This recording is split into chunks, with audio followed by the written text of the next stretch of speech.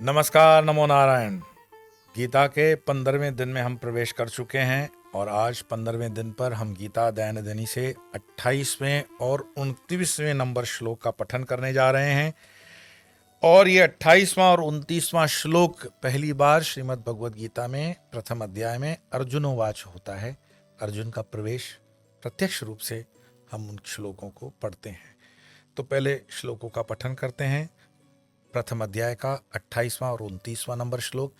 अर्जुनोवाच दृष्टवेमं स्वजनं कृष्ण युयोत्सुं समुपस्थितं सीदन्ति मम गात्राणि मुखं च परिशुष्यति वेपथुश्च शरीरे मे रोमहर्षश्च जायते। कुछ भगवद गीताओं के अंदर एक लाइन आगे पीछे होती है, पर जो शांकरी परंपरा है, परंपरागत गीता का अध्ययन होता है, उसमें 28वां और 29वां श्लोक हम ऐसे ही पढ़ते हैं और पढ़ाते हैं। इस श्लोक का अर्थ है, अर्जुन बोले, हे कृष्ण, युद्ध की इच्छा से खड़े हुए इन स्वजनों को देखकर मेरे सारे अंग शिथिल हो रहे हैं तथा मुख भी सूख रहा है। मेरे शरीर में कंप और रोमांच हो रहा है।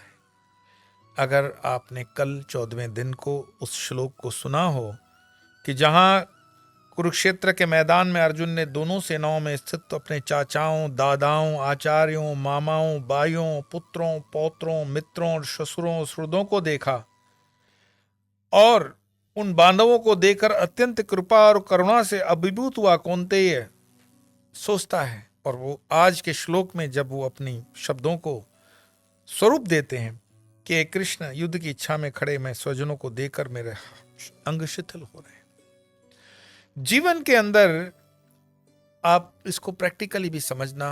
मेरे कई मित्र हैं डॉक्टर, और जब उनके किसी बच्चे या उनके किसी प्रियजन का ऑपरेशन होता है तो वो उस ऑपरेशन को दूसरे डॉक्टर से कराते हैं ज्यादातर। मैंने कारण पूछा अपने मित्र से कि ये कारण क्या है, तो उन्होंने बताया कि जब हम दूसरे का ऑपरेशन करते हैं तब तो हमें पता है कि वो हमारा पेशेंट है, वो हमारा स्वजन नहीं है। इस बात को समझना, कहीं कोई गलत चीज नहीं है, लेकिन जहां संबंध जुड़ जाते हैं तो उस संबंध के अंदर इमोशनल अटैचमेंट आती है, हमारी भावनात्मक जुड़ाव होता है। तो जहां भावनात्मक जुड़ाव होता है वहां पर संभावना बनती है कि हम शायद हाथ चलाने में या कुछ करने में संकोच कर लें या कुछ विचार बदल भी सकते हैं। इसलिए उसने कहा कि मैं डॉक्टर होते हुए भी यह ऑपरेशन किसी और डॉक्टर से करवाता हूं। इसी तरह से अगर आपने देखा हो, सुप्रीम कोर्ट हो, हाई कोर्ट हो, डिस्ट्रिक्ट कोर्ट हो, लोअर कोर्ट हो, उस कोर्ट के अंदर कोई मामला आता है और उस मामले में अगर जज का कोई संबंधी मित्र या पहले जब वो वकील थे उससे जुड़े हुए उन्होंने वकालत की है तो उस केस से वो अपने आप को दूर कर देते हैं। अक्सर सुप्रीम कोर्ट में आपने देखा होगा वो उससे अलग हो जाते हैं, और ये एक बिल्कुल सही निर्णय भी है क्योंकि हम उससे भावनात्मक जुड़े हुए हैं। जैसे एग्जाम्पल लीजिए कि किसी वकील ने वकील होने के टाइम पर अपने क्लाइंट से पैसे ले लिए, अब वो वकील समय अनुसार आगे चल करके जज बन गया और वो केस वापस उसी की अदालत में आ गया, तो एक अहोभाव भी होता है कि मैंने नमक खाया है, उसकी फी ली है, हो सकता है वो बेनिफिट दे दे अपने क्लाइंट को, तो वो अपने आप को उस चीज से अलग कर देते हैं। स्कूलों के अंदर भी जो प्रामाणिकता के साथ पढ़ाने वाले टीचर्स होते हैं या प्रिंसिपल्स होते हैं, मुझे मेरे समय में याद आ रहा है कि हमारी एक क्लास टीचर चौथे पांचवी क्लास में थी और वो उस समय उनका एक बच्चा हमारे स्कूल में हमारे साथ पढ़ता था और वो क्लास टीचर थी, और क्लास टीचर होने के नाते उनका बच्चा पहले 2 दिन उसी क्लास में बैठा। लेकिन हमारे प्रिंसिपल ने, न्यूरा हाई स्कूल की बात कर रहा हूँ, हमारे प्रिंसिपल ने तब आकर के उस बच्चे को, मतलब उस टीचर से निवेदन किया कि आप अपने बच्चे को दूसरी क्लास में बिठा दें ताकि वो एक न्यूट्रल तरीके से, सही तरीके से पढ़ाई कर सके। क्योंकि मेरी माँ यहाँ की टीचर है, हो सकता है उसके पढ़ाई पे भी असर हो, उसके वाणी वर्तन विचार पे भी असर हो, और ये चीज़ मैंने देखी है। बहुत समय नहीं हुआ, अभी कुछ समय पहले कोचिंग का एक एग्जाम्पल मैं बताऊं, वहाँ कोचिंग सेंटर स्थापित करने वाले जो व्यक्ति थे, उनका बेटा कोचिंग लेने के लिए उसी कोचिंग सेंटर में आया, और कोचिंग सेंटर के अंदर उसके दिमाग के अंदर यही बात रही कि ये तो मेरे बाप की कोचिंग है। उसने पढ़ाई तो न कम, लड़कियों को छेड़ना ज्यादा किया। और जब उस पर कार्रवाई हुई तो संबंधों के बीच में तो जो होता है वो होता है। कुल मिलाकर के जब हम भावनात्मक रूप से जुड़ते हैं, भावनात्मक चीजों को लेते हैं, पर्सनल ले लेते हैं, तो फिर उसमें निर्णय नहीं कर पाते हैं। आज ये परिस्थिति अर्जुन की हो गई है।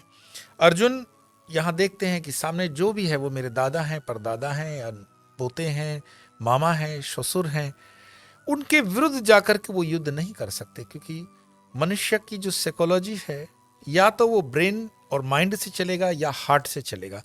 इस पूरे जीवन को बैलेंस करने के लिए ये पूरी यात्रा होती है कि अगर समतल हो जाए, सम्यक हो जाए, सम्यक मतलब बैलेंस, जैसे तराजू होता है वो सम्यक हो जाए, कि आपकी भावनाएं, हृदय की भावनाएं और मस्तिष्क के विचार एक हो जाएं, सम्यक हो जाएं, तो निर्णय बिल्कुल सही। लेकिन आप अति भावनाशील हो गए तो वो निर्णय फिर ठीक नहीं आता।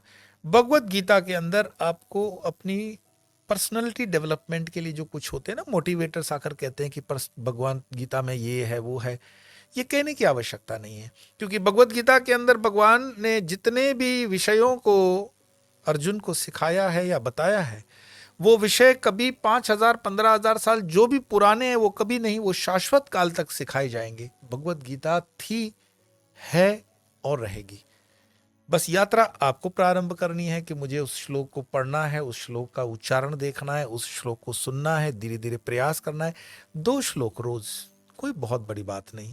और 2 श्लोक अगर परिवार के साथ बैठ कर के शाम को भी कर लेते हो, बहुत सुंदर। पड़ोस के भी कुछ बच्चों को बिठा दिया, अति सुंदर। कुछ वृद्ध जनों के पास चले गए, इससे बड़ा सुंदर क्या हो सकता है। तो कुछ चीजें बांटकर, यहाँ तो आपका कोई पैसा वगैरह खर्च हो नहीं रहा, थोड़ी मेहनत लगती है। और नहीं कर सकते हो तो अंत में इस भगवत गीता को उसके हाथों में आगे पहुंचा तो सकते ही हो। ये अमृत किसी के कान में जाए, कभी ना कभी उस पर जीवन में असर जरूर होगा। लेकिन ये निर्णय हम तब लेते हैं कि जब हमारी बुद्धि और जब हमारा विचार, वाणी सम्यक बने। हमें लगता है कि हाँ, यूट्यूब के ऊपर ठीक है ना, कई हजारों गीताएं चल रही है, क्या फर्क पड़ता है। लेकिन नहीं, यहाँ पर बड़े समर्पण भाव से आपको निष्पक्ष भावेन ये सोचना पड़ेगा कि गीता के श्लोक का एक शेड्यूल है, एक टाइम टेबल है, और एक निर्धारित समय के अंदर आप गीता को समझ जाएंगे। जैसा कि आपका हमेशा निवेदन होता है, क्योंकि आगे चल कर के गीता को हमें सस्वरा पूरा 18 अध्याय पढ़ना सीखना है। सीख भी जाएंगे तो वो स्वर कौन सा होता है, थोड़ी स्पीड ज़्यादा होती है, तो उसको वो स्वर कैसे होगा, मैं आपके लिए फिर से पाठन करता हूँ। अर्जुनोवाच दुष्टवेमं स्वजनं कृष्ण युयोत्सं समुपस्थितं सेदन्ते मम गात्राणि मुखं च परिशुष्यति वेपथुश्च शरीरे में रोमहर्षश्च जायते। इसी स्वर को कंटिन्यू करते हुए आगे के श्लोक, इसी स्वर में पीछे के श्लोक, आप जितने श्लोक कर चुके हैं उस पाठ को रिपीट करें। भगवत गीता बहुत सरल और मां स्वरूपिणी है, आपको खाली हाथ नहीं बैठने देगी, कुछ न कुछ मिलता ही रहेगा। बहुत सीखोगे, मन की कई परतें खुलेगी, चिंतन करना सीखोगे, ध्यान सहज अपने आप आने लगेगा, कोई प्रयास नहीं करना पड़ा। और ये आप किसी भी परिस्थिति में किसी भी जगह पर कर सकते हो, क्योंकि ये कोई अनुष्ठानात्मक हम नहीं कर रहे हैं। तो आज इतना ही, कल फिर मिलेंगे अन्य 2 श्लोकों के साथ। तब तक के लिए नमो नारायण।